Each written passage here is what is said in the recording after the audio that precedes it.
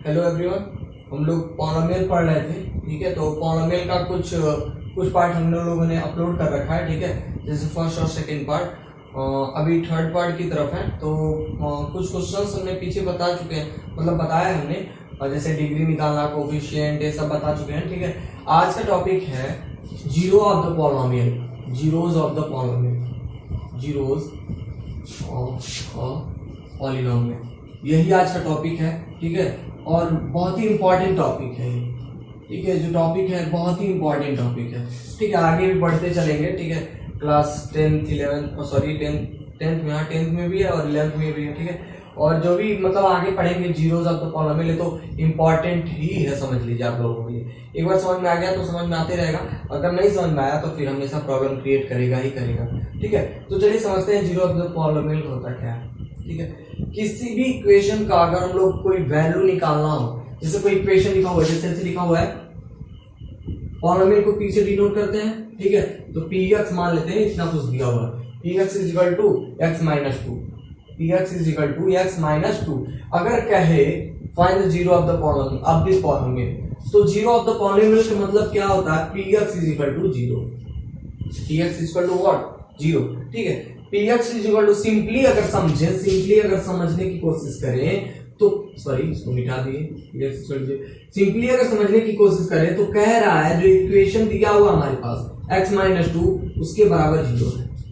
Simply अगर समझने की बात, सिंपली अगर समझना चाहें तो इन सबको छोड़े, पी एक्स को छोड़ दें, तो सिंपली ऐसे जान लें कि जो इक्वेशन हमारे पास है, इक्वेशन यही हमारे पास, तो इसके इक्वल क्या है, जीरो है हमारे पास। क्या है, जीरो है हमारे पास। ठीक है, अभी तो क्वाड्रेटिक में जब पढ़ेंगे तो उसमें भी जीरोस फाइंड करने के लिए देगा।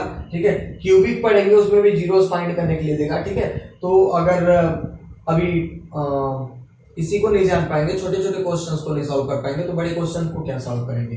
चलिए पहले इसको देख लेते हैं। जब भी जीरोस की बात करें तो कोई कितना हो बड़ा इक्वेशन लिखो, जैसे क्वाड्रेटिक इक्वेशन ऐसे कुछ मान लेते हैं लिखा हुआ है। ठीक है, इसका मतलब क्या है, अगर जीरो कह रहा है तो इस मान लेते हैं इक्वेशन है, मतलब एक पॉलिनोमियल है। ठीक है, तो अगर इसका कह रहा है कि जीरो निकालना है तो क्या होगा, जीरोस निकालने के लिए क्या होंगे, जीरो, यानी कि इस इक्वेशन के बराबर जीरो करेंगे। ठीक है, तो वैसे ही इस इक्वेशन के बराबर जीरो कर लिए। अब यहां से अगर जीरो ऑफ द पॉलिनोमियल, इस पॉलिनोमियल का जीरो निकाले तो क्या मिलेगा हमें, टू। एक्स की वैल्यू क्या मिल जाएगी, टू मिल जाएगी हमें। ठीक है, समझ में आएगा। तो जब भी जीरो ऑफ द पॉलिनोमियल का है, ठीक है, तो क्या करना, सिंपली क्या करना, कोई भी इक्वेशन दे रखा हो, अगर कोई भी इक्वेशन हो, जैसे ऐसे कुछ मान लेते हैं, ऐसे दिया हुआ है। ठीक है, ऐसे कुछ दिया हुआ है, P X is equal to, ठीक है, कह रहा है find the zero of this polynomial. ठीक है, तो क्या करना हमें, P X is equal to zero, मतलब क्या, पी एक्स के बराबर क्या है, एक्स प्लस फाइव, तो क्या हो जाएगा, एक्स प्लस फाइव के बराबर जीरो कर लेंगे, यानी कि एक्स की जो वैल्यू मिल गई हमें माइनस फाइव, यही जो है ना इस पॉलिनोमियल का जीरो है।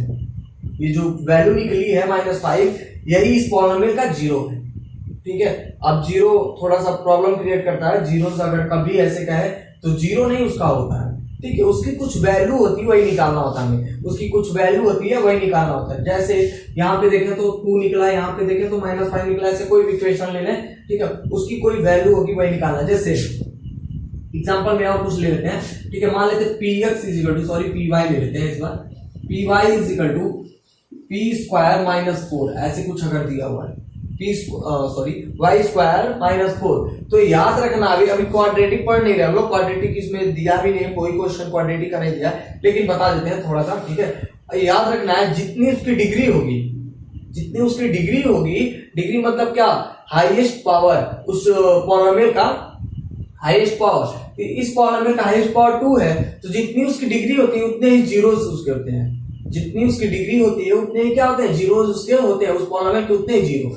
यानी कि इसका अगर 2 डिग्री है तो इसका जीरो कितना होगा, दो जीरो मिलेंगे हमें, इसमें कितने जीरो मिलेंगे, 2 जीरो। तो अगर यहाँ कहें find the zeros of this polynomial, तो क्या करेंगे, P Y is equal to zero, इसका मतलब यही हुआ ना जीरो फाइंड करने का।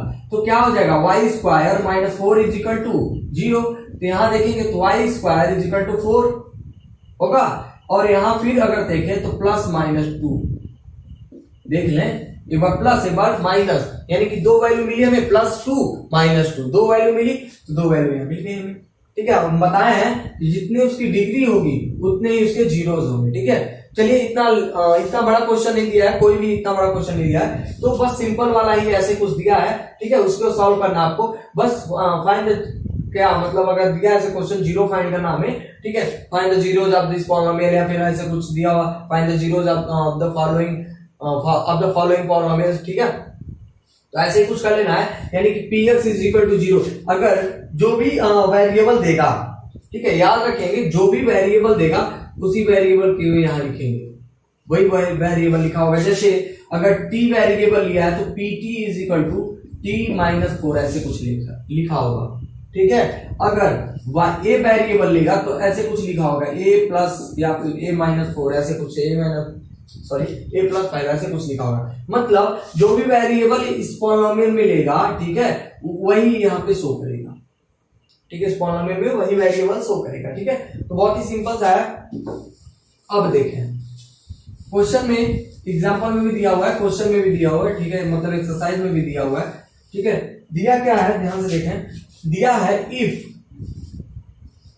px इज इक्वल टू ऐसे कुछ दे दिया है पॉलिनोमियल, ऐसे कुछ पॉलिनोमियल दे दिया है। ठीक है, if px is equal to, ठीक है, x square plus 5x plus 4 find p2। क्या फाइंड करना हमें? p2 फाइंड करना है। p2 का मतलब क्या हुआ, ध्यान से यहां से अगर कंपेयर करें तो x की वैल्यू 2 मिल रही है। भाई देखो ना, x की जगह पे ही 2 लिखा हुआ है, x की जगह पे 2 लिखा है, यानी कि x की वैल्यू क्या मिलेगी 2। तो क्या करना, सिंपली क्या कर लेना है, p2 मतलब ये पहले इक्वेशन लिख लेंगे, हो जाएगा px is equal to x square plus 5x plus 4, उसके बाद p2 निकालना यानी कि 2, यानी कि x की वैल्यू 2 हो गई, तो x जहां जहां है वहां 2 पुट कर देंगे, ऐसे कुछ पुट होता है। ठीक है, तो हो जाएगा 2 2 जा 4 एंड हियर 10 एंड कितना हो जाएगा पूरा ऐड करने के बाद 18, ऐसे कुछ हो जाएगा। 2 5 जा 10, ठीक है, प्लस 14 प्लस 4 18, ऐसे कुछ आंसर मिल जाएगा हमें। ठीक है, ऐसे कोई भी पॉलिनोमियल दिया हो, जैसे ऐसे कुछ दे दिया, अगर pt is equal to, if pt is equal to दे दिया है, मान लेते हैं t स्क्वायर माइनस 5, कितना दिया, t स्क्वायर माइनस 5, कितना दिया है, t square minus 5 find p3। क्या कह रहा है, p3 फाइंड करना है। क्या फाइंड करना है, p3 फाइंड करना है, तो क्या करेंगे, pt इज इक्वल टू क्या दिया है, t स्क्वायर माइनस 5। ठीक है, तो t की वैल्यू यहीं से देखें अगर तो 3 मिल रही है ना, तो हो जाएगा p3, और जहां जहां t है यानी कि t एक ही जगह पे है, तो t स्क्वायर माइनस 5 स्क्वायर करेंगे इसका 9 माइनस 5 यानी कि 4 हमारी वैल्यू मिल जाएगी। बस सिंपल सा क्वेश्चन है, ऐसे कुछ करके चलेगा। ठीक है, तो इसमें बस हम जीरोस ऑफ द पॉलिनोमियल, यही एक टॉपिक है और इसी को पढ़ेंगे, जिसमें दो ही प्रकार के क्वेश्चन दिए हुए, एक पॉलिनोमियल का जीरो निकालना और एक उसको प्रूफ करना कि उस पॉलिनोमियल का ही जीरो है।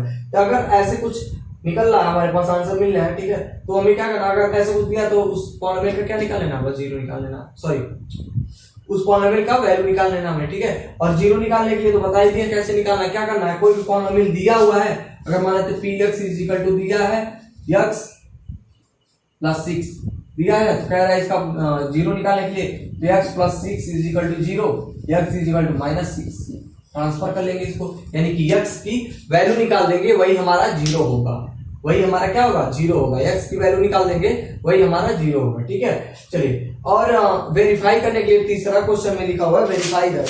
ठीक है, सॉरी 5th क्वेश्चन है।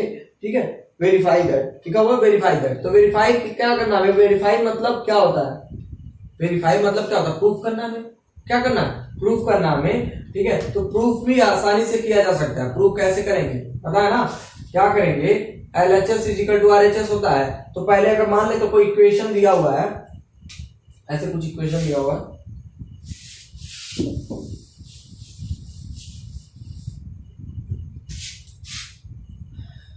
कुछ दिया हुआ, मान लेते हैं x प्लस 6।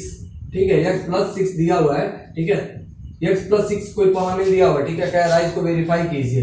इफ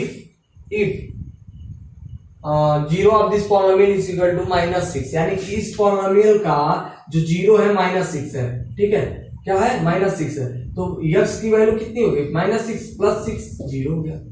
अगर जीरो आ जाए उस वैल्यू को पुट कर, उसका जीरो मतलब किसी भी पॉलिनोमियल का जीरो उसी पॉलिनोमियल में पुट करें, उसी पॉलिनोमियल में उसको पुट करें अगर, ठीक है, तो अगर जीरो वैल्यू दे दे, ठीक है, तो यानी कि उसी पॉलिनोमियल का वो जीरो है, उसी पॉलिनोमियल का सॉरी जीरो है वो, ठीक है, ये चीज याद रखनी है, ठीक है। बस ऐसे ही कुछ क्वेश्चन देगा, ठीक है, बहुत सिंपल सा क्वेश्चन है, कुछ नहीं करना, बस हमें वैल्यू निकालना जाना और वैल्यू को कैसे पुट करना है जानना, ठीक है। तो वेरीफाई करने के लिए जितना भी क्वेश्चन दिया हुआ कुछ नहीं दिया, बस यही सिंपल सा दिया हुआ है, ठीक है।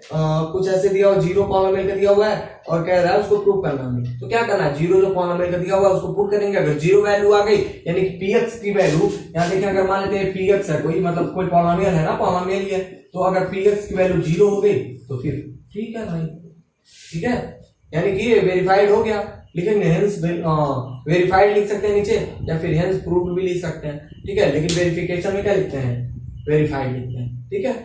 और कुछ इस टॉपिक में तो कुछ नहीं, और कुछ और नहीं बच रहा है।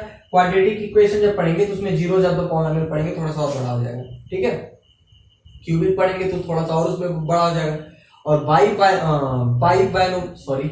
क्वाड्रेटिक जब पढ़ेंगे, बाई क्वाड्रेटिक, तो उसमें कुछ थोड़ा सा और बड़ा हो जाएगा, उसमें क्या होता है, पहले डिवाइड करना फिर ऐसे निकालना होता है, ठीक है, या फिर उसको दो पार्ट में डिवाइड करके फिर निकालना होता है। चलिए, जिन्होंने अभी तक सब्सक्राइब और लाइक नहीं किया कर देंगे, ठीक है, और अगले लेक्चर में पढ़ेंगे रिमाइंडर थ्योरम, ठीक है। चलिए इसी के साथ इस लेक्चर को समाप्त करते हैं, थैंक यू।